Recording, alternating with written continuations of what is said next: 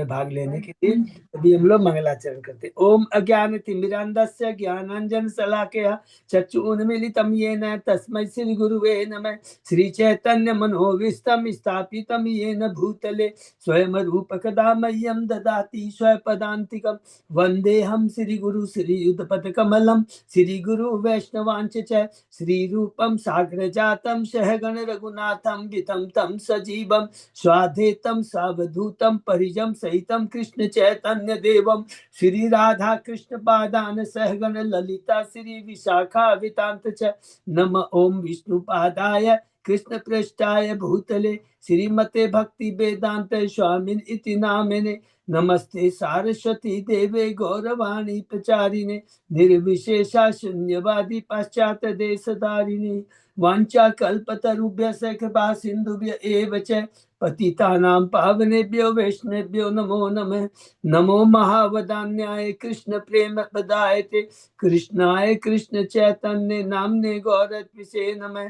हे कृष्ण करुणा सिंधु दीन बंधु जगतपते गोपेश गोपिका कांत राधा कांत नमस्तुते। तप्त कांचन गौरांगी राधे बिंदाबिनेश्वरी विषभानुसुते देवी प्रणमामि हरिप्रिये। नीलांचल निवासाय नित्याय परमात्मने बलभद्र सुभद्रायां जगन्नाथाय ते नमः।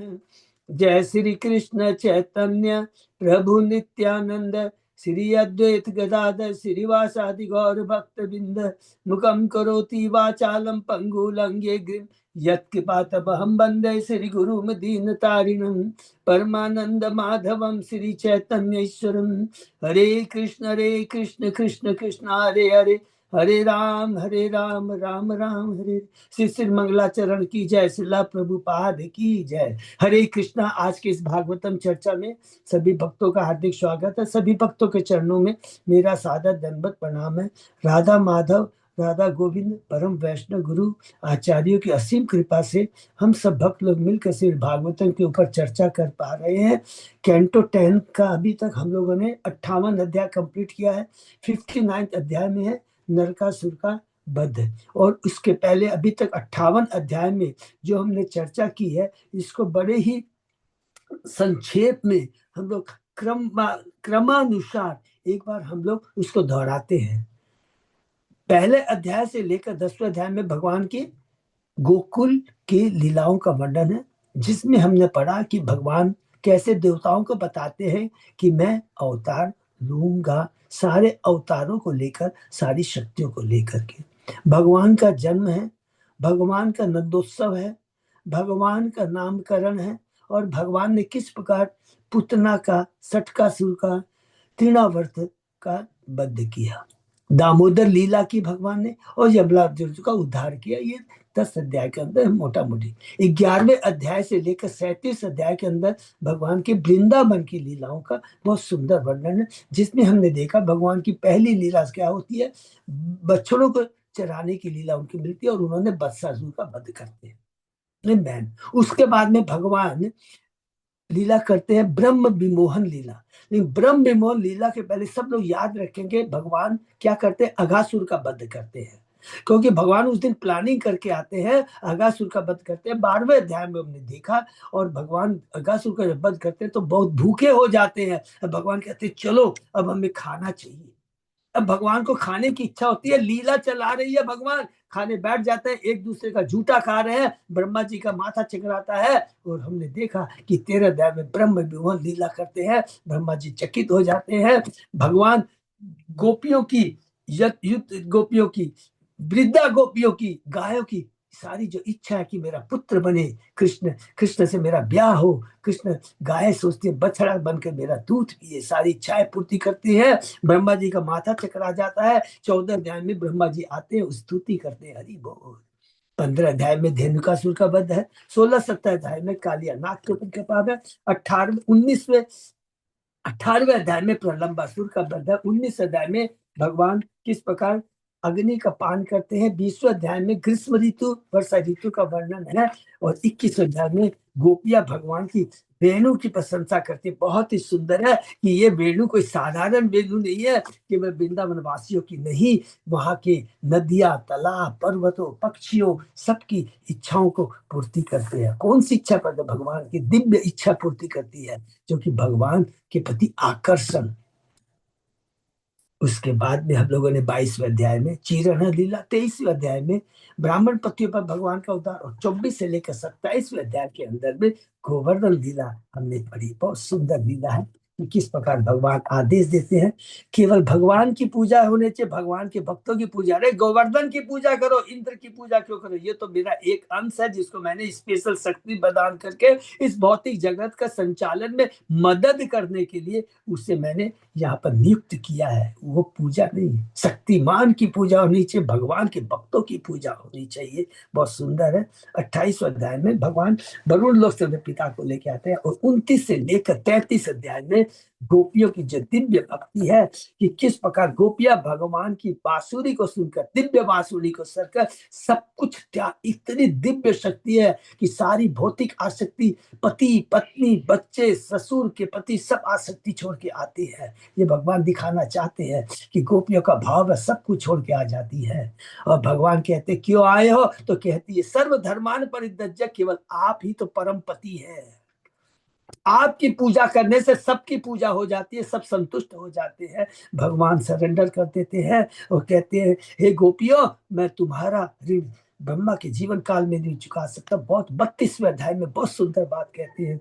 उसके बाद में भगवान रास लीला करते हैं। इसमें साधारण ही सुखदेव गोस्वामी जी कहते हैं ये दिव्य लीला है, इसको भक्ति भौतिक स्तर से ऊपर जाकर करके इसे चेतना में लेकर करके इसका दिव्य आनंद अनुभव करना चाहिए और शिक्षा प्राप्त करनी चाहिए गोपियों से। हरे कृष्ण वैष्णव। उसके बाद 34 अध्याय में हमने देखा किस पर भगवान ने शंखचूर्ण का वध किया, गोपियों को बचाते हैं, और सांप, भूखे सांप से नंद बाबा को बचाते हैं। 35 अध्याय में वन विहार के बारे में गोपियों का जो कृष्ण के प्रति जो गायन है उसका वर्णन है। और 36वां अध्याय के अंदर में 36 और 37, 36 अध्याय के अंदर में है किस प्रकार अरिष्टासुर का वध करके हमें श्याम कुंड राधा कुंड का प्राकट्य होता है। ये याद रखेंगे, ये श्याम कुंड राधा कुंड का जो प्राकट्य होता है द्वापर युग में कृष्ण रहते तब करते हैं। और अभी जो हम लोग ने पढ़ा चैतन्य महाप्रभु 540 साल पहले वहां गए थे, श्याम कुंड राधा कुंड जो लुप्त हो गया था उसका पुनः जीर्णोद्धार करते हैं चैतन्य महाप्रभु। तो ये कंफ्यूजन कहीं ने सबको जब भी पूछे तो यार। और लास्ट 37वां अध्याय है वृंदावन की लीला में भगवान केसी जो कि घोड़े के रूप में आया था, और बोमासुर, बोमासुर है वो मैं दानव का पुत्र, मैं का पुत्र, मैं असुर का पुत्र है। और भगवान वो क्या बन के आया था? वो ग्वाल बाल बन के आया था, भगवान उसका वध किए थे। तो ये बोमासुर, और वो अभी हम लोग जिला जिसकी बात कर रहे हैं भोमासुर है। भोमासुर, भोमासुर या भोमासुर का दूसरा नाम क्या? नरकासुर है, जो पृथ्वी का पुत्र है। तो कहीं भी कंफ्यूजन नहीं होना चाहिए। 38 से लेकर करके अब अभी हम लोग आगे चलते हैं तो करीब करीब समझ सकते हैं 50 अध्याय तक के अंदर में मथुरा की लीला है। अक्रूर आता है 38 अध्याय में, 39वें अध्याय में भगवान को लेके जाता है। गोपियां क्रोधित हो जाती है, कहती है तुम्हारा नाम तो क्रूर होना चाहिए। भगवान अपना दर्शन देते हैं। क्यों दर्शन देते हैं? अक्रूर जैसे ही वृंदावन में प्रवेश करता है लौटने लगता है भगवान का, अरे मेरे भगवान के दर्शन होंगे, हरि बोल। और भगवान चतुर्भुज रूप दर्शन कराते हैं। 40 अध्याय में स्तुति करता है। 41 अध्याय में भगवान मथुरा में प्रवेश कर जाते हैं। 42वें अध्याय के अंदर में भगवान ने यज्ञ धनुष को तोड़ा, 43 में हाथी को मारा, और 44 में भगवान ने पहलवानों को चामुर मुष्टक और उसके बाद में कंस को मार करके जो बेचारे मथुरा वासी थे उसके अत्याचार से पीड़ित उनसे मुक्ति कराते हैं मथुरा वासियों को। हरि बोल। 45 अध्याय से लेकर अब हम देख रहे हैं कि किस प्रकार मथुरा की यात्रा ऑलमोस्ट खत्म होने वाली है। तो भगवान क्या करते हैं? सबसे पहले सांदीपुरी मुनि के यहाँ जाके गुरु आश्रम में जाकर करके 64 दिन में 64 कला सीखते हैं। और 46वें 47 अध्याय में उद्धव को बोलता तुम जाकर कर करके गोपियों के हाल चाल पूछो। तो जाने का उद्देश्य क्या है? भगवान तो अंतर्यामी है। देखिए एक एक चीज को, तत्व को कोई भी आपसे क्वेश्चन कर लेगा, अरे भगवान तो सब जानते हैं, तो अंतर्यामी है तो क्यों भेजा उद्धव को? भगवान उद्धव को दिखाना चाहते थे कि गोपियों की भक्ति कैसी है। ये मेन कारण है। एक बाहरी कारण होता है, अंतरंग कारण होता है। तो हम तत्व और बाहरी अंतर को लेकर चलेंगे तो बाहरी कारण में लीला का आनंद आता है और अंतरंग कारण में भगवान की भक्ति, भगवता के बारे में मालूम पड़ता है, जिससे भगवान के प्रति हमारा प्रेम जागृत होता है। इसलिए चेतन महाप्रभु कृष्णराज के विराज गोस्वामी कहते हैं, कभी भी तत्व को समझने में लापरवाही, आलस नहीं करना चाहिए। हमने चेतन चेतन में पद में पढ़ा है। और जाते हैं उद्धव जी नंद बाबा से मिलते हैं, उनको पहले ईश्वर तत्व बताते हैं कृष्ण के बारे में। और गोपियां, जिसका शीर्षक ये भ्रमर गीत, भगवान संदेश देते हैं और गोपियां जो भ्रमर गीत गाती है, और उद्धव जी उसके प्रति जो आकर्षित हो जाते हैं, कहते हैं कि अगला जन्म तो मुझे एक घास के रूप में मिले, और जो मेरी गोपियों के चरण मेरी घास को मेरे को छुएगा तो मेरा जीवन धन्य हो जाएगा। हरि बोल। अब भगवान द्वारका जाने वाले हैं तो क्या करते हैं? सबसे पहले भगवान ने त्रिवेका, कुब्जा जिसको कहते हैं, और अक्रूर के घर जाते हैं, अक्रूर की इच्छाओं को पूर्ति करते हैं। वचन दिया था 49 में भगवान अक्रूर को भेजते हैं हस्तिनापुर। वो जाते हैं कुंती महारानी से, धृतराष्ट्र से मिलते हैं, धृतराष्ट्र को कहते हैं कि देखो, तुम्हें एक राजा का जो कर्तव्य से पालन करना चाहिए। 50वें अध्याय में भगवान का जरासंध से युद्ध होता है। 17 बार भगवान जरासंध को हरा देते हैं, और भगवान को द्वारका जाना है। और उस समय क्या करते हैं? द्वारका के स्थापना, दिव्य स्थापना करते हैं, विश्वकर्मा को बुला कर कर करके। बहुत सुंदर द्वारका, क्या क्या जो भगवान ने बनाई है द्वारका, उसका कितना सुंदर वर्णन हमने 50वें अध्याय के अंदर में पढ़ा है। और उसी समय जब 18वीं बार युद्ध करने वाला होता है जरासंध, भगवान की लीला है किस पर उद्धार करना है? कालिया यमन पर और मुचकुंद के ऊपर लीला करना है, भगवान को उद्धार करना है। तो भगवान क्या करते हैं? कालिया यमन को लेके चले जाते हैं। कहां पर? गुफा में, जहां पर मुचकुंद सोया रहता है। और उसकी लीला हमने 51 अध्याय में पढ़ा कि भगवान से पूछता है, मुचकुंद पूछता आप कौन है? और भगवान इसको अपने बारे में बताते हैं कि मैं हजारों जन्म ले चुका हूं, और मेरे जन्म कर्म नाम अनंत है, यहाँ तक कि मैं भी उनका गणना नहीं कर सकता। हरि बोल। और इसके बाद में मुचकुंद भगवान की स्तुति करता है, और एक सुंदर बात कहता है, उसको याद करते हैं। कहते जीव अपने शरीर को, जिस शरीर को सोने से सजाता है, बड़े बड़े हाथियों पर बैठता है, श्रृंगार करता है, वही शरीर को कुछ समय के बाद गीध, मल, मक्खी, कीड़े खाते हैं। सोचिए, ये कितनी बड़ी हमारी चेतना को जागृत करता है। बहुत सुंदर। भगवान कहते हैं अगले जन्म में तू वैष्णव बनेगा, मेरी भक्ति करके मेरे धाम आएगा। हरि बोल। हम लोगों ने पढ़ा कि 52, 53, 54, 3 अध्याय में माता रुक्मणी का संदेश है। 52 अध्याय में, 53 अध्याय में भगवान ब्राह्मण की बात को सुन कर कर करके कुंडिकापुर में आते हैं, अपहरण करते हैं रुक्मणी माता जी का। और उसके बाद में 54वें अध्याय में भगवान किस प्रकार रुक्मी को मारते हैं और अपना द्वार रुक्मी को सजा देते हैं, उसके बाल और मुंह मुड़ा देते हैं। और उसके बाद में द्वारका में आकर करके वैदिक विधि से वो रुक्मणी से ब्याह करते हैं। और ये पहला भगवान की 8 पटेल रानियों में पहली पटेल रानी रुक्मणी का है। और यह एक शिक्षा जो बहुत सुंदर बलराम जी की बार बार याद आती है। वो कितनी सुंदर शिक्षा देता है रुक्मणी के माध्यम से हम जीवों को, कि भगवान से ईर्ष्या नहीं करनी चाहिए। वही रियल शुभ चिंतक है। हम तो जो वास्तव में शुभ चिंतक नहीं है, स्वार्थी है। ये शरीर स्वार्थी है, ये संबंधी स्वार्थी है, ये संबंध स्वार्थी है, संपत्ति स्वार्थी है, धोखा देने वाले हैं। इसके प्रति तुम लोग आकर्षण करते हो, उसके प्रति तुम अपने भाई के प्रति इस तरह की अरे आसक्ति तो कृष्ण के प्रति होनी चाहिए, जो रियल शुभ चिंतक है। बहुत सुंदर बात कहते हैं। उसके बाद में 55वें अध्याय में माता रुक्मणी के पुत्र हैं प्रद्युम्न की लीला सुनी। और 56 अध्याय में भगवान शिक्षा देते हैं, समयंतक मणि के माध्यम से बहुत शिक्षा देते हैं। पहला तो लीला क्या है, बाहरी लीला क्या है, भगवान ने देखा। भगवान ने ब्याह किया किससे? समयंतक मणि के चलते अपने ऊपर आरोप लगवाया। किससे? सत्राजीत से। भगवान अपने आरोप को मिटाने के लिए निकल पड़ते हैं। चले जाते हैं गुफा के अंदर में, जाम्बवन से युद्ध करते हैं, भगवान का भक्त है, उसकी इच्छा पूर्ति करते हैं। देखिए अद्भुत कर्मणा।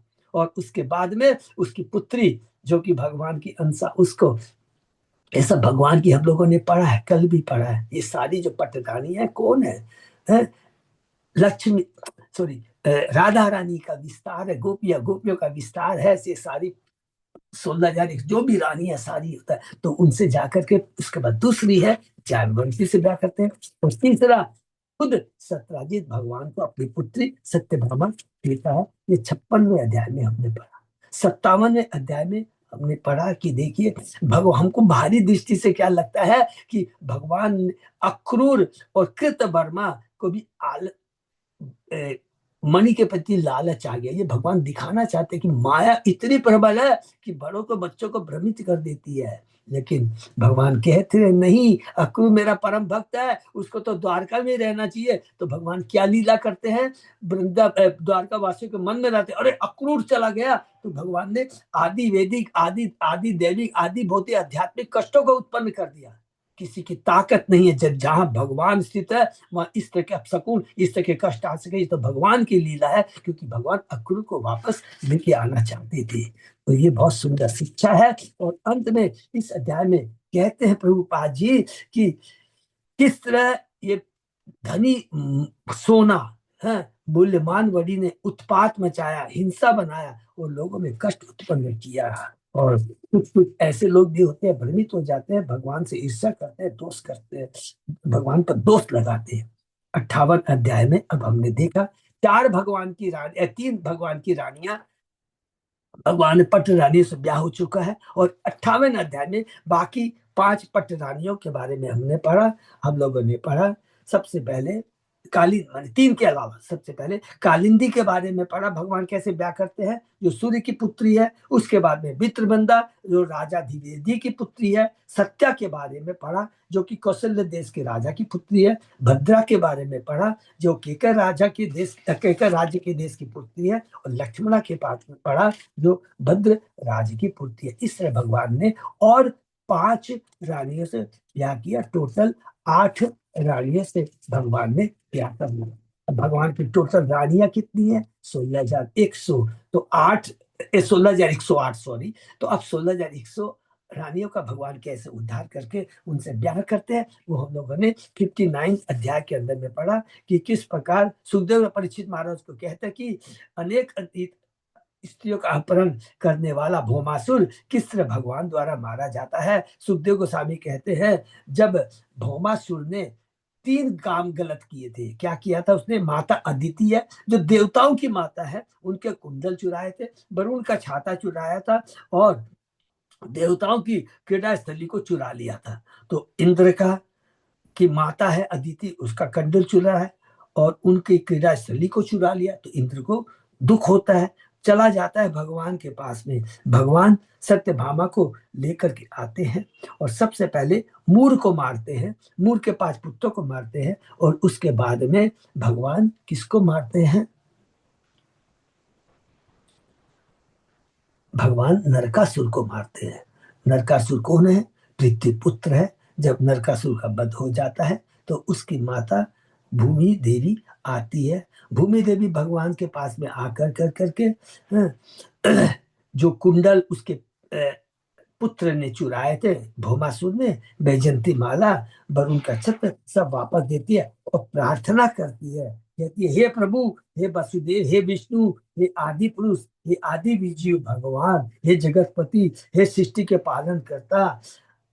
बहुत सुंदर जो भूमि देव की जो प्रार्थना है। और जो कि हम लोगों ने पढ़ा था, एक स्पेशल प्रार्थना जो हम लोगों ने पढ़ा है कि आपका उदर कमल के फूल के जैसा है, आप सदा कमल के फूल की मालाओं से सज्जित रहते हैं, आपकी चित्तन कमल जैसी शीतल है और आपके चरणों में कमल अंकित है। ये प्रार्थना किसने की थी? ये याद रखें, बहुत इंपॉर्टेंट है। यही कुंती महारानी ने प्रार्थना की। फिर कहती है कि देखो ये मेरा जो पुत्र भौमासुर या मेरा पुत्र है, इस पर कृपा करिए। तो भगवान उस पर कृपा करते हैं। उसके बाद भगवान 16,108 रानियों को लेकर कैद जो भौमासुर ने कैद कर रखा था उनका उद्धार करते हैं और उसके बाद उनको द्वारका भेज देते हैं। एक तो ये लीला हो गया और उसके बाद एक बहुत शिक्षा वाली लीला है कि भगवान तो 16,108 रानी को भेज दिए, अब भगवान के एक लीला और करनी है जो हमको सिखाना चाहते हैं। भगवान कहाँ चले जाते हैं? भगवान चले जाते हैं स्वर्ग में। किसके पास चले जाते हैं? जहाँ इंद्र है और उनकी माता अदिति है। भगवान ने वहां जाकर करके अदिति माता को कहा, देखो ये तुम्हारे कुंडल है जो चुराए थे भोमा, ये तुम वापस ले लो। और लीला करने के लिए वो परिजात वृक्ष को बिना इंद्र को बोले उठा कर करके अपने गरुड़ पे रख देते हैं, चलने वाले रहते हैं। अरे इंद्र की आसक्ति, जिस भगवान ने उसको सारे बचाया भौमासुर से, सारा उसके कुंड माता के कुंडल है और ये मंदार पर्वत है जो उसको ले गया, उसको बचाया, सब कुछ किया, और वही भगवान के ऊपर आक्रमण कर देता है। भगवान इंद्र अन्य देवताओं को परास्त कर कर कर करके परिजात को राजधानी में ले जाते हैं। प्रभुपाद जी तात्पर्य कहते हैं भौतिक संपत्ति और ऐश्वर्य के प्रति मनुष्य इतना आसक्त हो जाता है कि भगवान के प्रति भी अपने कर्तव्य को भूल जाता है। वो सोचता है ये मेरी चीज है, जबकि सब कुछ भगवान की है। उसके बाद भगवान चले जाते हैं द्वारका में, 16,108 सालियों से ब्याह करते हैं। इसमें प्रभुपाद जी ने जो इम्पोर्टेंट बात लिखी है, ईश्वर अचिंत भेदाभेद, कहते हैं भगवान ने प्रत्येक दुल्हन के लिए पृथक रूप धारण किया, अपने को विस्तार किया। 16,100 रानियों के लिए 16,100 रुपए में अपने को विस्तार किया और उनके अलग अलग भवनों में रह करके एक ही संग विवाह किया और सामान्य पति की तरह अपने गृहस्थ कार्य संपन्न किए। हरि बोल। यह है भगवान की अचंत शक्ति का प्राकट्य है। तो इस प्रकार भगवान ने 16,108 रानियों के बारे में लिखा है। ये कौन है? रिपीट करते हैं तात्पर्य के माध्यम से, वही है राधा रानी जो कि अलादीनी शक्ति है, उनसे गोपियां, गोपियों से वृंदावन की द्वारका की महेश्वरिया, और वहां से फिर वैकुंठ की लक्ष्मियां प्रकट होती है। ये सब विस्तार है और उसके आगे हम लोग आज और चर्चा करेंगे। ये हम लोग कल ही समाप्त कर सकते थे, लेकिन जो लास्ट श्लोक है बहुत इंपॉर्टेंट श्लोक है, इसलिए हमने उसको लिया। तो आज उसको हम चर्चा करते हैं। ओम नमो भगवते वासुदेवाय। ओम नमो भगवते वासुदेवाय। ओम नमो भगवते वासुदेवाय। नारायण नमस्कृत नरं चैव नरोत्तमं देवी सरस्वती व्यासं ततो जयम् उदीरे। नष्प्रायेषु अभद्रेषु नित्यं भागवत सेवया भगवती उत्तम श्लोके भक्ति भवति नैष्टिकी। कृष्णाय वासुदेवाय देवकी नंदनाय च नंद गोप कुमाराय गोविंदाय नमो नमः। आराधयो भगवान ब्रजेश तनय ततदाम वृंदावनम रमया काचितुपासना व्रजवधू वर्गेण्य कल्पिता। श्रीमद्भागवतम प्रमाणम अमलम प्रेमापुमर्तो महान। श्री चैतन्य महाप्रभो मतमिदं तत् आदरो न पर। हरे कृष्ण कृष्ण कृष्ण हरे हरे, हरे राम राम राम हरे हरे। कैंटो 10 चैप्टर 59 श्लोक नंबर 44। बहुत बहुत धन्यवाद अच्युत प्रभु। इत्तम रमापतिम अवाप्य पतिम स्त्रियता ब्रह्मादयो अपि न विदु पदवी यदीयां भेजो मुदा विरतम एधित्या अनुराग हाशावलोक नव संगम जल्प लज्जा। इस तरह उन स्त्रियों ने लक्ष्मीपति को अपने पति के रूप में प्राप्त किया, यद्यपि ब्रह्मा जैसे बड़े देवता भी उन तक पहुंचने की विधि नहीं जानते। वे उनके प्रति निरंतर वर्धमान अनुराग का अनुभव करती, उनसे हंसी युक्त चित्तों का आनंद प्रदान करती और हास परिहास तथा स्त्रियों लज्जा से नित्य नवीन घनिष्ठता में भाग लेती थी। ये देखिए बहुत दिव्य स्तर पे है कि किस तरह वो भगवान को पूर्ण रूप से समर्पण था। कभी भी इसको हमको अपने जैसे भौतिक गृहस्थ जीवन की तरह नहीं, वो पूर्ण रूप से भगवान को समर्पित थी। कैसे समर्पित थी? ये 45वां अध्याय का श्लोक में हम देखते थे। प्रत्युदगम आसन वराहरण पाद सोच तांबुल विषमण जीव बिजन गंध माल्ये केश प्रसार शयन स्नपन उपहार्ये दाशिषता अर्पि विभो विदधु स्मदास्यम। यद्यपि भगवान की प्रत्येक रानी के पास सैकड़ों दासियां थी, तो भी वे भगवान के पास विनय पूर्वक खुद जाकर के उनके आसन प्रदान करते, उत्तम सामग्री से उनकी पूजा करके, उनके पांवों का प्रक्षालन करके तथा मालिश करके, उन्हें खाने के लिए पान देकर, उन्हें पंखा झलकर, उन्हें सुगंधित चंद लेप से लेपित करके, फूलों की माला से सजाकर, उनके बाल संवार कर, उनका बिस्तर ठीक करके, उन्हें नहलाकर तथा उन्हें विविध उपहार देकर स्वयं उनकी सेवा करना पसंद करती थी। हरि बोल। ये बहुत सुंदर यहाँ पर ये अंतिम श्लोक की हमें स्वयं इस जो शरीर है, जो कुछ भी है, भगवान की सेवा के लिए। अम्बरीश महाराज का उदाहरण तुरंत हमारे दिमाग में आता है, जो कि अपने 9 अंग माने जितने भी अंग का पूर्ण रूप से भगवान की सेवा में लगाते थे।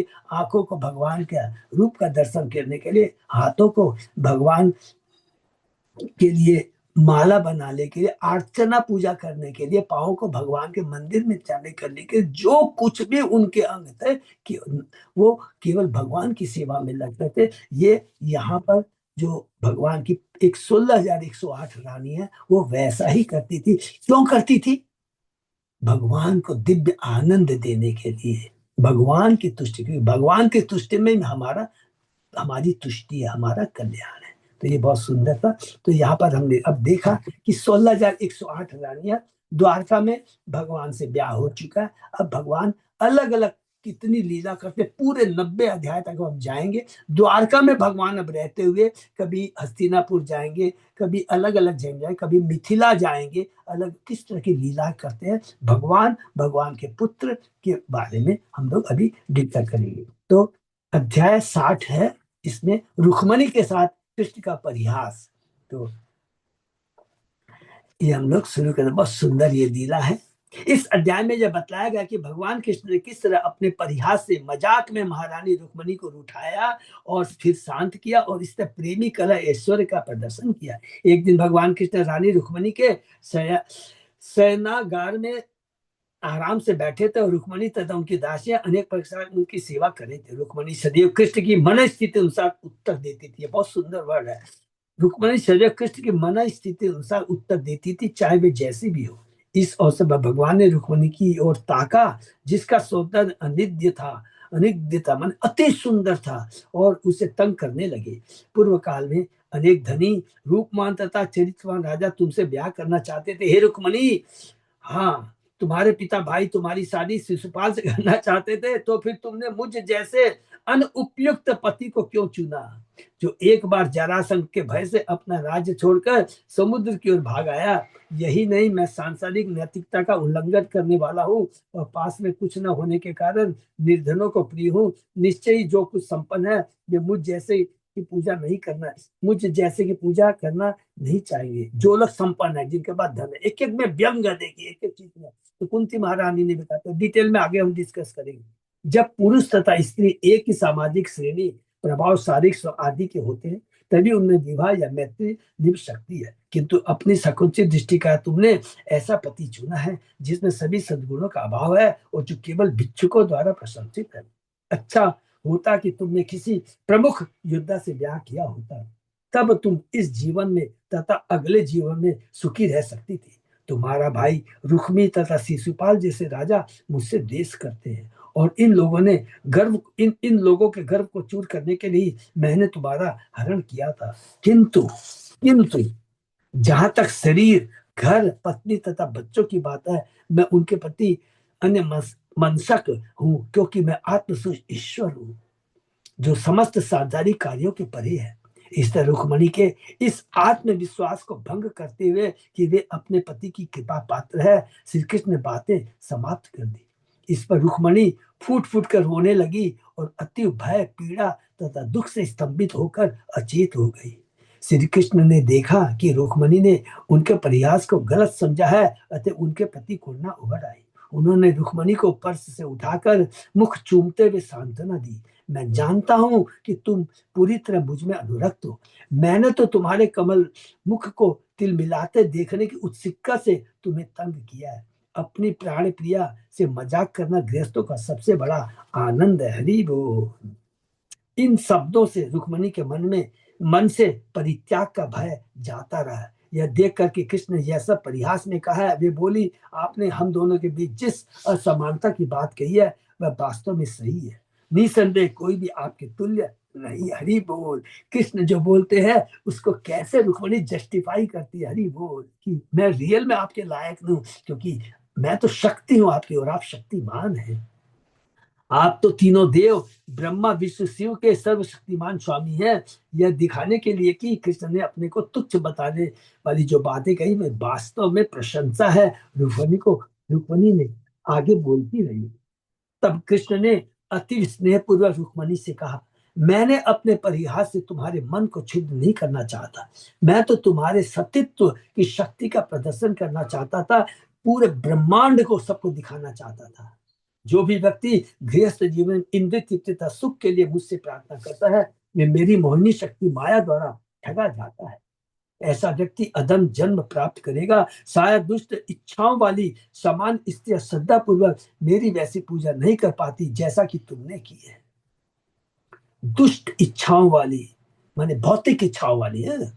अपने विवाह के समय तुमने किसी राशि वर्ग के प्रति रुचि नहीं दिखलाई, प्रत्युत तुमने मेरे पास ब्राह्मण दूत भेजा। इस तरह तुम निश्चित से मेरी समस्त प्रियात्मा में सर्वाधिक प्रिय हो। इस ब्रह्मांड के स्वामी श्री कृष्ण ने रुक्मणी रूपी लक्ष्मी के साथ परिहास में आनंद प्राप्त किया। इससे तो उन्होंने अन्य रानियों के महलों में गृहस्थ के सारे कर्तव्यों को पूरा किया। हरि बोल। तो बहुत सुंदर समरी है उसका। अब हम लोग डिटेल में एक श्लोक वाइज करने जाए। श्रीवादरायणी वाच करहि चित सुखम आसीनम स्वतल्प स्थम जगत गुरुम पतिम पर्यचरत भैष्मी व्यजन सखी जनी। श्री वादरायणी ने कहा, सुखदेव गोस्वामी ने कहा, एक बार अपनी दासियों के साथ महारानी रुक्मणी ब्रह्मांड के आध्यात्मिक गुरु, हरि बोल, ब्रह्मांड के आध्यात्मिक गुरु अपने पति की सेवा कर रही थी। वे उनके बिस्तर विश्राम कर रहे थे तथा वे उन पर पंखा झल रही थी। श्री विश्वनाथ चक्रवर्ती ठाकुर ने पद्यबद्ध टिप्पणी में कहा कि इस अध्याय में रुक्मिणी उस सुगंधित कपूर की तरह है जिन्हें भगवान कृष्ण की वाणी की सील पर पीस दिया। हरि बोल।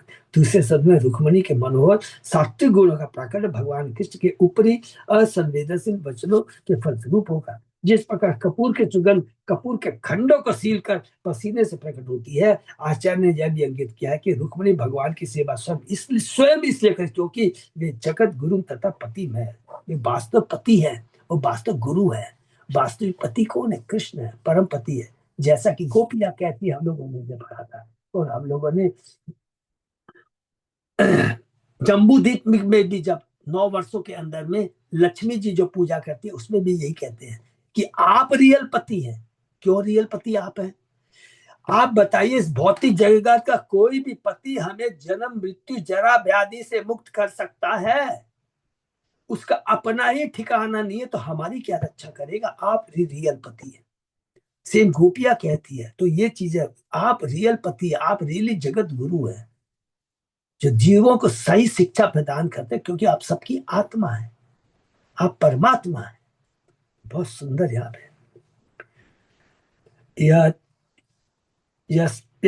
एतत् लीलया विषयं सृजति अति अवतीश्वर शाही जात श्वसेतूनां गोपीथाय यदुषु अजह। इस ब्रह्मांड को खेल खेल में उत्पन्न करने वाले, उसका पालन करने वाले तथा अंत में उसको निगल जाने वाले अजन्मे परम नियंता भगवान ने अपने नियमों को सुरक्षित रखने के लिए यज्ञों के मध्य जन्म लिया। भगवान ने यज्ञों के बीच जन्म लिया। कौन है वो भगवान? जो कि खेल खेल में, ब्रह्मांड के खेल खेल उत्पन्न करने वाले, भगवान के श्वासों से, भगवान के रोम से असंख्य ब्रह्मांड निकल जाते हैं और अनंत शेष उसको, उन असंख्य ब्रह्मांडों को किस तरह धारण करता है, जिस तरह सरसों के बीज होते हैं। देखिए, एक एक ईश्वर तत्व को समझना पूरा जितना पॉसिबल हो हम करें।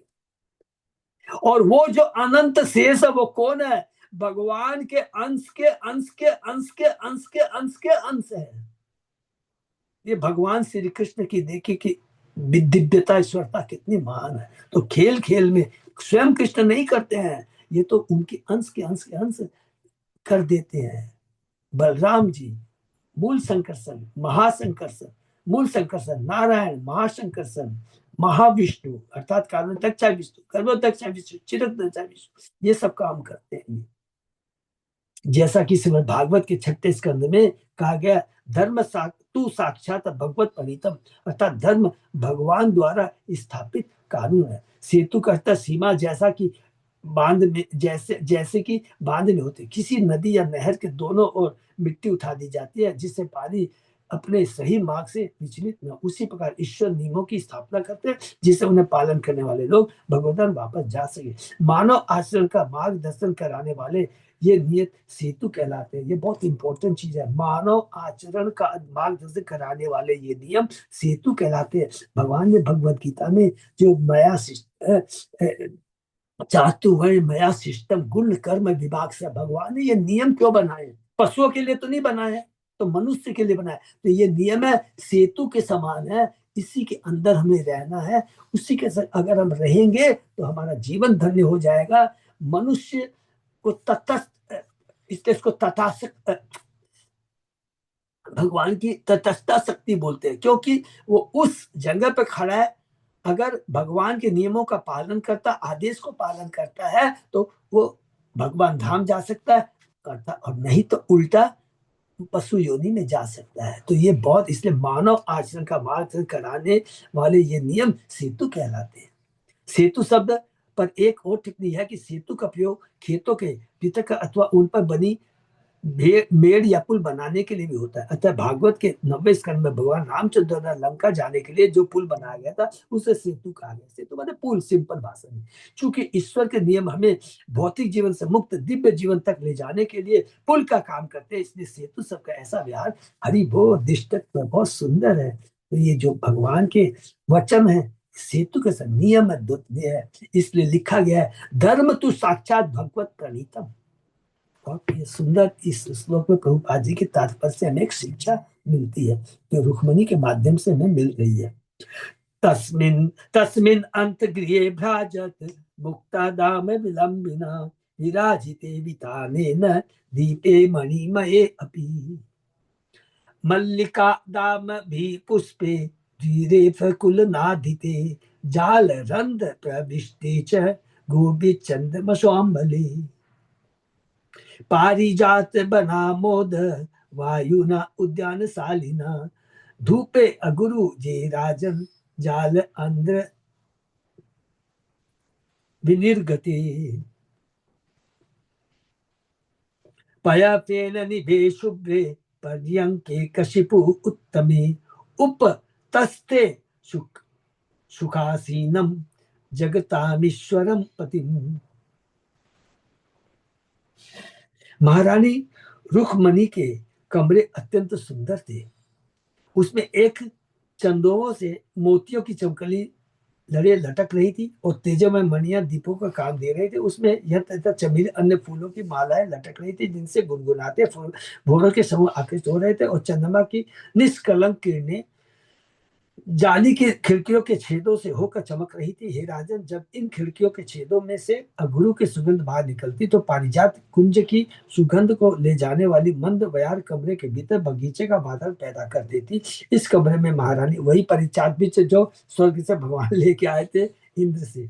इस कमरे में महारानी समस्त लोकों के परमेश्वर लोकेश्वर अपने पति की सेवा कर रही थी, जो उनके मुलायम तथा दूध के फेन जैसे सफेद बिस्तर पर एक भव्य तकिए के सहारे बैठे थे। श्री श्रीधर स्वामी के साथ रुक्मणी का महल आज की ही तरह तब भी व्याख्या था, तब भी विख्यात था। यह वर्णन उसके ऐश्वर्य की झांकी प्रस्तुत करता है। श्री विचार चक्र ठाकुर कहते हैं कि इस श्लोक के अमले का पाठांतर अरुणे भी हो सकता है, जो यह सूचित करेगा कि जब यह लीला हो रही थी तब चंद्रमा उसी समय उदय हुआ था और सारे महल को सुंदर चांदनी की लालिमा से नहला रहा था। अरे वो सब आचार्य की कितनी सुंदर सुंदर उपमा टिप्पणी है। तो भगवान रुक्मणी के महल का ये वर्णन है सुंदर। बाल व्यंजनम आदाय रत्न दंडम सखी करात तेन बीजयती देवी उपाशाम चक्र ईश्वरम। देवी रुक्मणी ने अपनी दासी के हाथ से रत्नों की डंडी वाला चमड़ी के बाल का पंखा अपने हाथ में ले लिया और तब अपने पति पर पंखा झलकर सेवा करने लगी। सुपाच्युतम क्व नयति मणि नुपुराभ्याम रेजे अंगुली वलय व्यजन अग्रहस्ता वस्त्रांत गूढ़ कुच कुंकुम सोनहार भाषा नितम धृत्या च परार्ध्य कांचया। महारानी रुक्मणी का हाथ अंगूठियों चूड़ियों तथा चामर पंखे से सुशोभित था और वे भगवान कृष्ण के निकट खड़ी हुई अति सुंदर लग रही थी। उनके रत्न जनित पायल शब्द कर रहे थे तथा उनके गले की माला चमक रही थी जो उनकी साड़ी के पल्ले से ढके उनके स्तनों पर लगे कुमकुम से लाल लाल हो रही थी। वे अपनी कमर में अमूल्य करगनी पहने थी। श्री विचार चिट्ठा को इंगित करते हैं कि जब महारानी रुक्मणी तेजी से भगवान पर पंखा जल रही थी तो उनके सुंदर अंगों के रत्न तथा स्वर्णाभूषण शब्द कर रहे थे। हरि बोल। ये है हमारे आचार्य की टिप्पणी। ताम रूपिणीम श्रियम अनन्य गतिम निरीक्ष्य या लीलया धृत तनु अनुरूप रूपा प्रीतय समयन समयन अलक कुंडल निष्क कंठ वक्त्रो उल्लसत स्मित सुदाम हरि आब भाषी। जो ही भगवान कृष्ण ने उसका लक्ष्मी के रूप में चिंतन किया जो केवल उन्हें ही चाहती है तो उन्हें हंसी आ गई। भगवान अपनी लीला करने के लिए नाना रूप धारण करते हैं और वे यह सोचकर अत्यंत पसंद थे कि लक्ष्मी ने जो रूप धारण कर रखा था वे उनकी प्रेसी होने के रूप था। उनका मनोहर मुखमंडल, घुंघराले बालों, कुंडलों, गले में पड़े हाथ तथा उनकी उज्जवल प्रसन्न मुस्कान के अमृत से सुशोभित खड़ी बोल। तब भगवान ने उनसे इस प्रकार का श्रीधर स्वामी ने विष्णु पुराण का एक रोचक श्लोक उद्धृत किया जो श्री पराशर द्वारा कहा गया। पराशर मुनि देवतवे देव देहेयम मनुष्य तवे च मानुषी विष्णु देहानुरूपम वे करोत्य करोत्य सात्म तनुम। जब भगवान देवता के रूप में प्रकट होते हैं तो वे लक्ष्मी देवी का रूप धारण करती है और जब वे मनुष्य रूप में प्रकट होते हैं तो वे भी मानुष्य रूप धारण करती है। इस तरह उनके द्वारा धारण किया हुआ शरीर भगवान द्वारा धारण किए रूप से मेल खाता है। ये रुक्मणी के बारे में बताया जा रहा है कि भगवान श्री विश्वनाथ ठाकुर कहते हैं भगवान कृष्ण बैकुंठ पति से भी अधिक सुंदर है। हरि बोल। और कृष्ण की प्रेयसी रुक्मणी देवी बैकुंठ लोक की लक्ष्मी से भी अधिक रूपवती है। तो ये चीज हम लोगों को पहले हम लोग ने चेता चेता में क्या कर चुके, सर्वोच्च जो भगवान की हमने तीन शक्तियां हैं, गोपियां वृंदावन की, द्वारका की भैंसिया और लक्ष्मियां बैकुंठ की। तो उच्चतम उच्चतर और उच्चतर, उच्चतम उच्चिष्ट मतलब सबसे ऊंची गोपियां, फिर उससे महर्षिया और फिर उससे नीचे लक्ष्मियां। ये स्वयं कृष्णदास कविदास गोस्वामी ने चेतन चेता में वर्णन किया है। श्री भगवान वाच राजपुत्री इप्सिता भूपे लोकपाल विभूति महा अनुभावे श्रीमद्दबी रूपोदार्य बलो ऊर्जिते। भगवान ने कहे राजकुमारी, अब यहाँ से भगवान मजाक करना शुरू करने जा रहे हैं। भगवान ने कहे राजकुमारी तुम्हारे साथ लोकपालों जैसे शक्तिशाली अनेक राजा पानी ग्रहण करना चाहते थे। वे सभी राजनीतिक प्रभाव, संपत्ति, सौंदर्य, उदारता, शारीरिक शक्ति से ऊर्जित थे। तो ये भगवान देखिए मजाक भी कर रहे हैं और तत्व भी कह रहे हैं कि, और कुंती महारानी भी कहती है, याद है ना, जो सुंदरता जिसके पास संपत्ति है, सुंदरता है, ज्ञान है, और एक चीज सुंदरता, ज्ञान, रूप जो है वो कभी भी आपकी भक्ति नहीं कर सकते। बिल्कुल। तो ये चीज बताना क्या चाहती हैं कि जो उन चीजों के प्रति आसक्त है, एक होता है कि एक आपके पास है और एक उस जो चीज है उसके प्रति आसक्ति रखना। तो होना खराब नहीं है, उसके प्रति आसक्ति होना खराब है। तो ये बहुत इंपॉर्टेंट चीज है। तान प्राप्तनम आर्थिनो हित्वा चेद्यादिन समर दुर्मदान दत्ता भ्राता स्वपिता च कस्मानो विषय अस्मान। जब तुम्हें तुम्हारे भाई तथा पिता ने उनको अर्पित कर दिया था तो फिर तुमने चेदी के राजा तथा उन अन्य विवाहार्थियों जो विवाह करने के इच्छुक को क्यों अस्वीकार कर दिया, जो कामदेव द्वारा उन्मत्त हुए तुम्हारे समक्ष खड़े थे। तुमने हमें क्यों चुना जो रंच भी तुम्हारे समान नहीं है। भगवान का जो भक्त होता है सबसे चतुर होता है, ये याद रखेंगे। भगवान का भक्त सबसे चतुर होता है, वही वही चीज को लेता है जो भगवान चाहते हैं, वही चीज लेता है जिसमें उसका कल्याण है, वही चीज वो करता है जिसमें भगवान का आनंद मिलता है, भगवान की तुष्टि होती है। और बाकी सब चीज बेकार है, इसलिए रुक्मिणी ने सब कुछ त्याग दिया, एक ही चीज को स्वीकार किया जो कि परम है, दिव्य आनंद देने वाली है, शाश्वत है और हमारा कल्याण कर सकती है। राजभयो विभजत शुभ्रु समुद्रम शरणम गताम बलबद्दपि कृत द्वेषान प्राय त्यक्त नृप आशनम। हे सुंदर भोवाली, इन राजाओं से भयभीत होकर हमने समुद्र में शरण ली, हम शक्तिशाली व्यक्तियों के शत्रु बन गए और हमने अपने राज सिंहासन को प्राय त्याग दिया था। श्री विचार चक्रवर्ती ठाकुर ने इस श्लोक की टीका इस प्रकार की है। यहाँ भगवान की मनोवृत्ति को इस प्रकार समझा जा सकता है। जब मैंने रुक्मणी को स्वर्गीय परिजात बीज का एक फूल लाकर दिया था तो सत्य भामा ने इसका क्रोध प्रकट किया कि मैं उसके चरणों पर अपना सिर झुकाकर भी उसे शांत नहीं कर पाया था। जब मैंने उसे पूरा परिजात बीज लाकर दिया तब जाकर वह प्रसन्न हुई थी, किंतु रुक्मणी ने जब मुझे सत्य भामा को पूरा बीज देते हुए देखा तो भी कोई क्रोध प्रदर्शित नहीं किया। तो भला मैं किस तरह इस पत्नी के क्रुद्ध वचनों का अमृत पान कर सकता हूँ, जो ईर्ष्या रहित है, जो अत्यंत गंभीर है और जो सदैव मधुर वचन बोलती है। इस प्रकार विचार करते हुए भगवान ने निश्चय किया, यदि मैं उसे से इस तरह बोलूं तो वह अपना क्रोध प्रकट कर सकेगी। कुछ विद्वान कृष्ण के रुक्मणी के प्रति ऐसे बोलने की व्याख्या इस तरह से करते हैं। आचार्य के अनुसार बल बद्दबी कृत द्वेषान प्राय शब्द सूचित होता है कि कृष्ण अपने परिवार अपने अवतार के समय प्रातः समस्त समकालीन राजाओं का विरोध किया और केवल कुछ को जथा पांडव तथा उनके कुल के स्वामी भक्त संज्ञ को ही अपना मित्र बनाया। निसंदेह जैसा कि दसम स्कंद के प्रारंभ में कहा गया है, भगवान कृष्ण विशेष रूप से इसलिए प्रकट हुए क्योंकि पृथ्वी असंख्य घटिया राजाओं से बोझित जो हमने पढ़ा था हो चुकी थी और वे इस बोझ को दूर करना चाहते थे। ये तो बाहरी कारण है। अंत में श्री विष्णु इंगित करते हैं कि त्यक्त नृपासन्नान सब इस बात को सूचित करता है कि कंस का वध कर देने के बाद कृष्ण ने राज सिंहासन नम्रता से अपने नाना उग्रसेन को दे दिया था, यद्यपि स्वयं उसके अधिकारी थे। ये तो सब भगवान का है, सब लीला है। तो यहाँ पर देखिए कितनी बढ़िया बात कह रहे हैं कि रुखमणि की भगवान के प्रति भक्ति के बारे में बता रहे हैं। ये देखिए, इसमें कभी भी ये कंपैरिजन हम लोग नहीं करेंगे प्लीज कि अरे सत्यभामा तो नाराज हो गई थी लेकिन रुक्मिणी नाराज नहीं। ये सब भगवान की लीला है।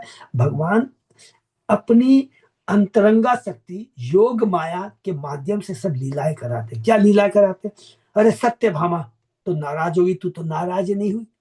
तो भगवान बोले सत्यभामा का तो क्रोध मैंने देख लिया, मैं अपनी रुक्मिणी का भी क्रोध देखूं। तो भगवान का कि ऐसा कुछ करूं जिससे रुक्मिणी को क्रोध आए।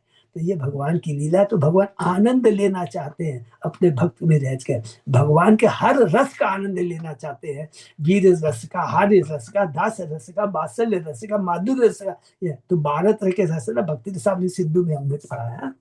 तो भगवान ये आनंद लेना चाहते हैं और भगवान हमेशा अपने भक्तों के संग ही लेते हैं। कोई भी किसी भी पूरा देख लीजिए आप, और लीला से शिक्षा देते हैं, आनंद लेते हैं अपने भक्तों से। भगवान ने वीर रस का आनंद लिया तो किसको लिया? जय विजय को लिया है। भगवान ने स्वयं बैकुंठ से आए हैं जय विजय। हिरण्यकशिपु, रावण, कुंभकर्ण, शिशुपाल, दंत, सब ये सब भगवान के है। तो ये चीज भगवान क्रोध, मेरी रुक्मणी का क्रोध का मान लेना चाहता हूँ। देखो ना, सत्यभामा को पूरा पेड़ में लाके दे दिया था, है? तो भी वो गुस्सा नहीं की, अरे आपने तो मुझे खाली एक फूल लाके दिया था, सत्यभामा को पूरा पेड़ लाके क्यों दिया? तो ये सब चीजें भगवान जो अद्भुत कर्मणा है। यहाँ पर प्रभुपाद जी तात्पर्य के माध्यम से हमें बताते हैं कि भक्त में कोई भी द्वेष नहीं होती, ईर्ष्या नहीं होता, वो तो केवल क्रोध भी करता है, द्वेष भी करता है, जो कुछ भी करता है वो भगवान की तुष्टि के लिए करता है। हनुमान जी ने क्रोध दिखाया, भगवान की तुष्टि के लिए कराया। ये सारी चीजें, और यहाँ पर भी उसका भी उदाहरण दे सकते हैं। अक्रूर है, अक्रूर ने संदवाना के थ्रू क्यों मरवाया? अरे सत्राजीत, तुमने भगवान के ऊपर दोष लगाया। ये रियल भाव है, और इसीलिए भगवान ने कहा नहीं, अक्रूर को तो द्वारका में रहना चाहिए, द्वारका के बाहर क्यों? इसलिए भगवान ने द्वारका के अंदर में आदि देवी आदि भौतिक सारे उत्ताप उत्पन्न कर दिए। तो भगवान अद्भुत कर्मणा है। तो हमको जब भी समझना है, जितनी हमारी भक्ति होगी उसको हम लोग, भगवान कभी गलती नहीं कर सकते, ये चीज ध्यान में रख ले। और भगवान जो कुछ भी करते हैं हमारे कल्याण के लिए होता है। कुंती महारानी कहती है कि मुझे ये कष्ट आते रहे। बहुत इंटेलिजेंट है कुंती महारानी। अरे जिस चीज को जिस कष्ट से भगवान की याद आती है, उससे बड़ा कष्ट आनंद में और क्या हो सकता है? इसलिए कष्ट आते रहे, इसलिए, क्योंकि जब भगवान की याद आती है, भगवान जब आते हैं, तो ये भौतिक कष्ट वास्तव में कष्ट नहीं रहते हैं। तो गुड़ चीज क्या है कुंती महारानी, कि आपकी याद है, आपका स्मरण बना रहता है, आप हमारे पास रहते हैं, तो ये भौतिक कष्ट। और सबसे इंपॉर्टेंट बात क्या है, जहां भगवान रहेंगे वहां कष्ट हो ही नहीं सकता है। तो इसलिए वो बहुत इंटेलिजेंट लेडी है। तो ये चीज हमें समझना है।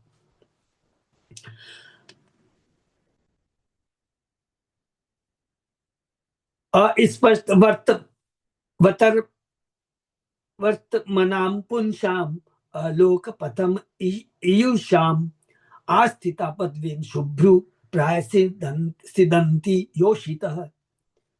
हे सुंदर भों वाली, जब स्त्री ऐसे पुरुष साथ रहती है जिनका आचरण अनिश्चित होता है और जो समाज सम्मत मार्ग का अनुसरण नहीं करते, तो प्राय उन्हें कष्ट भोगना पड़ता है। बोल,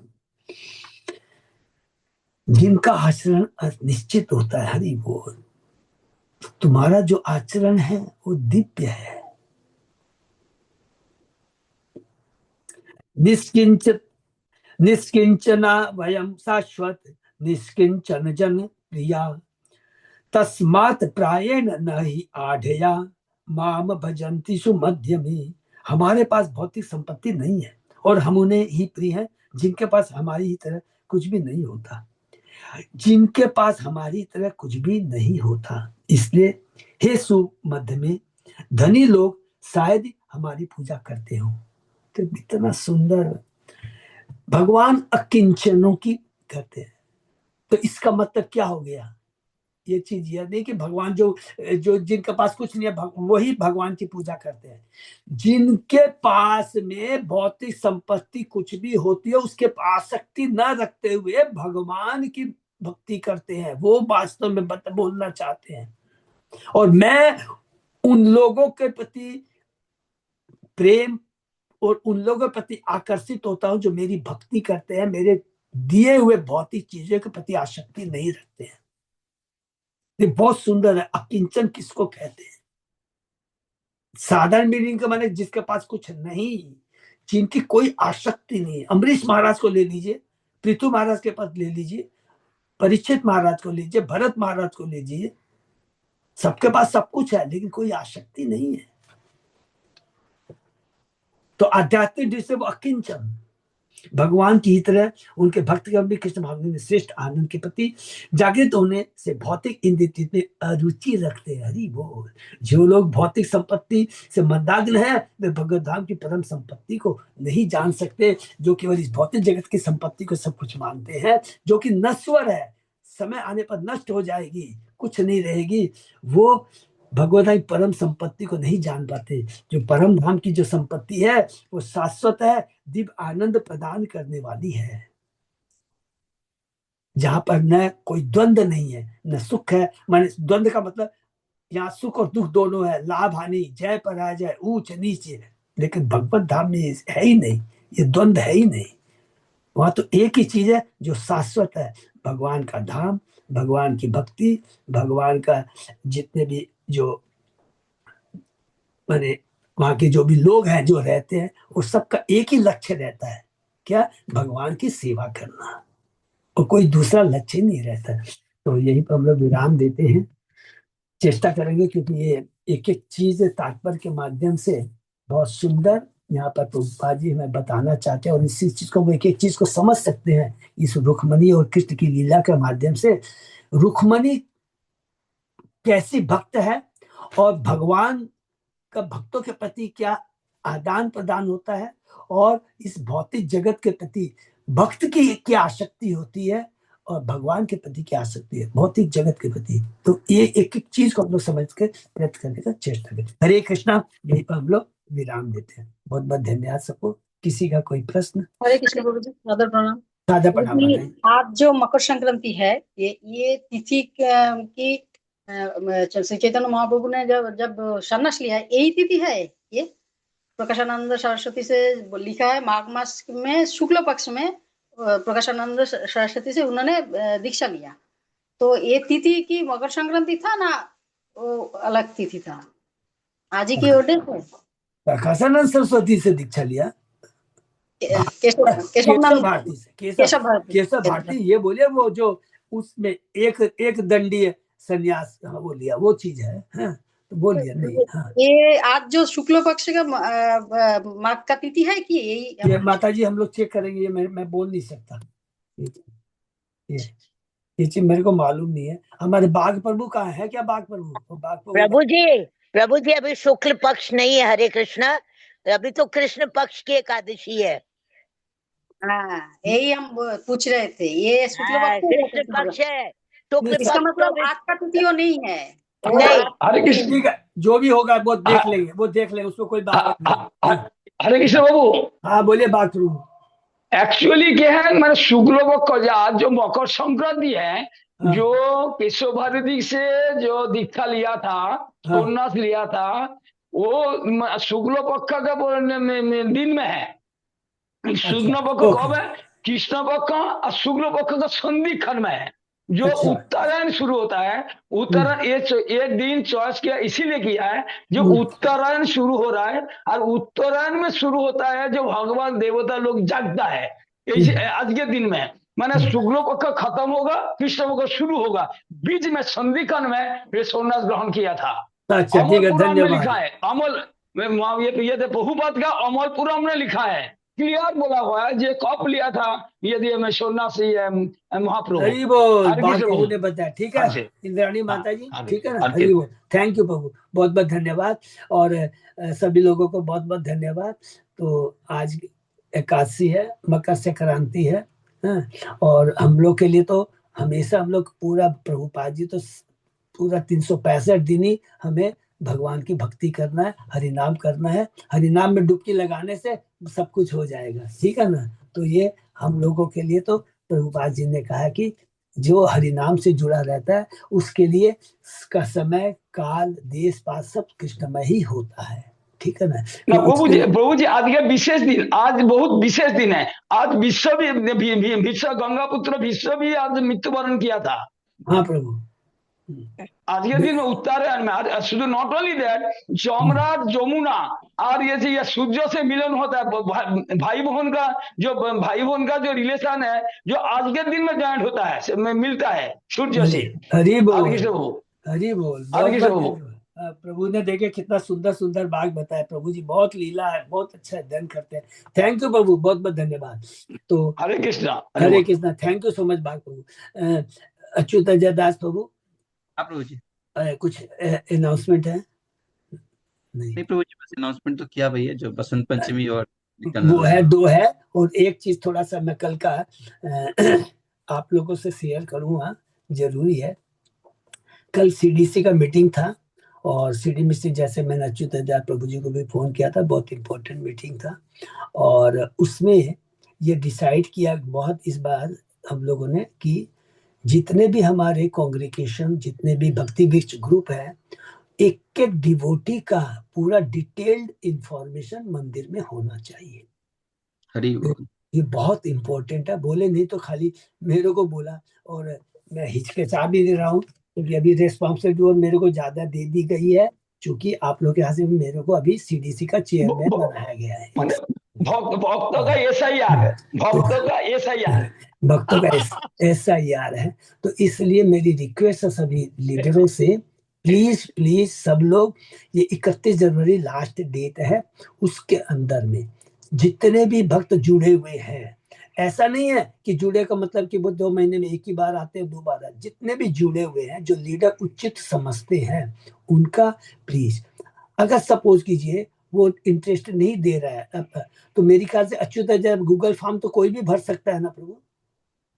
हाँ, बात करके उसको उसी हिसाब से रेडी कर लेते हैं प्रभु जी हाँ, उससे फॉर्मेट। बात करके कि देखो तू भरेगा नहीं, क्योंकि कोई भी मिस नहीं होना चाहिए। यदि 30 भक्त है हमारे से जुड़े तो 30 का पूरा डिटेल चाहिएगा, और मेरे को लिस्ट चाहिएगी कि क्योंकि वो गूगल फॉर्म वहां सबमिट होगा तो क्या नाम है, अरे हमारे सर्वेंट जो लीडर ना, प्रेम प्रेम क्या नाम है प्रभु, प्रेम चैतन्य प्रभु, प्रेम चैतन्य प्रभु उसको पूरा कंपाइल कर करके ब्यूरो को भेजेंगे। और हम लोगों को भी, आपको लोगों को समझ में आएगा कि जैसे हमारे पास 40 डिपोटीज कनेक्टेड हैं, लेकिन उसके अंदर में 1 जन 2 जन 4 जन कम आ रहे हैं, ज्यादा आ रहे हैं, तो हमारा कर्तव्य बन जाएगा उनको फॉलो अप करना। तो ये बहुत जरूरी है, तो इस पर बहुत जोर दिया गया है। तो जैसे अच्युतदास प्रभु भी बताएंगे, मुरली क्या प्रभु है ना, क्या प्रभु वो क्या नाम थे जिनका हम लोगों ने परसों सुना था, जबरदस्त किस प्रकार वो ऑनलाइन वो डिपोटीज क्रिएट कर रहे हैं, बहुत सुंदर है।